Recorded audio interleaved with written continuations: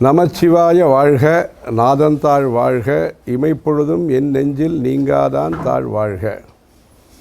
சித்திரை மாதம் தொடங்கி பங்குனி மாதம் வரையிலே நாம் பல்வேறு உற்சவங்களை, நோன்புகளை நாம் செய்து வருகிறோம், பூஜைகளை செய்து வருகிறோம்.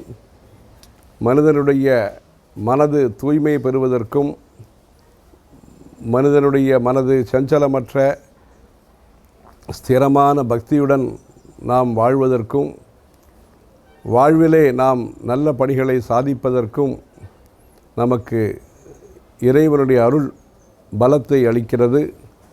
அந்த இறைவனுடைய அருளை பெறுவதற்காக இந்த மகா சிவராத்திரி காலத்திலே தமிழ்நாட்டிலிருந்து தொடங்கி கன்னியாகுமரி, காஷ்மீர் மற்றும் காட்மாண்டு, நேபாளத்தில் இருக்கக்கூடிய காட்மாண்டு, அனைத்து இடத்திலேயும் சிறப்பு பூஜைகளை மக்கள் செய்து வருகிறார்கள்.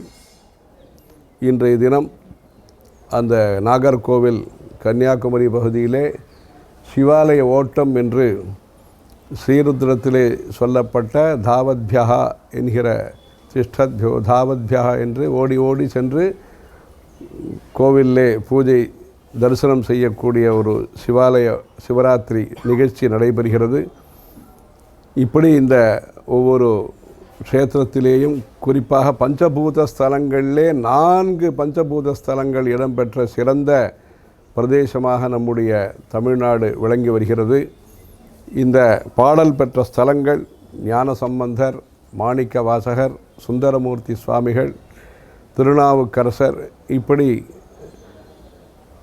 தேவாரங்கள் மூலமாக பாடல் பெற்ற ஸ்தலங்கள், வைப்பு ஸ்தலங்கள் உடைய பல கோவில்கள் நம்முடைய தமிழ்நாட்டிலே இருக்கின்றன. இப்படி அந்த சிவாலயங்களிலே சிறப்பாக நாம் வழிபட்டு அந்த சிவபெருமானுடைய அருளாலே நாம் நல்ல ஞானத்தை பெற்று மேன்மேலும் சிறந்து விளங்குவதற்கு நாம் நல்ல பக்தி மார்க்கத்திலே ஈடுபடுவோமாக. தென்னாடுடைய சிவனே போற்றி, எந்நாட்டவர்க்கும் இறைவா போற்றி. ஹர ஹர சங்கர, ஜெய ஜெய சங்கர.